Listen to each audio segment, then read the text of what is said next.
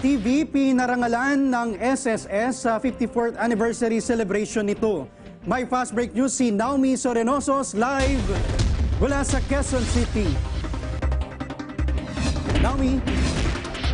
Yes, Dave, sa 54th anniversary celebration ng Social Security System, naging highlight nga ang pagbibigay ng mga award sa lahat ng naging katulong ng ahensya sa pagbibigay ng serbisyo sa mga miyembro nito. At isa nga ang UNTV sa binigyan ng kauna-unahang Balikat ng Bayan Award for Excellence in Journalism.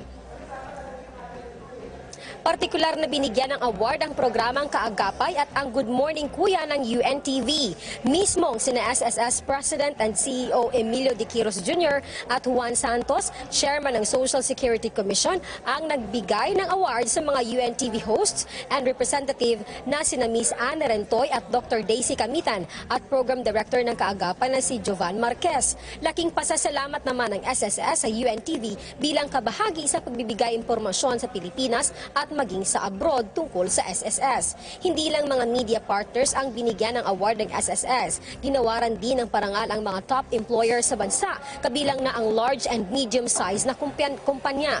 Kasama din sa pinarangalan ang mga bangko na naging daan para mas mapalawak ang pangungulekta ng SSS remittances. May award din para sa mga empleyado ng SSS na nakapagbigay ng serbisyo sa mga SSS members. Ayon sa report, as of June 2011, mayroon ng 28.9 million ang mga SSS members. Mula January hanggang June ngayong taon, umabot naman sa 42.72 billion pesos ang koleksyon ng SSS. Mas mataas ito kumpara sa nakaraang taong koleksyon sa parehong buwan na mayroong 39 billion pesos.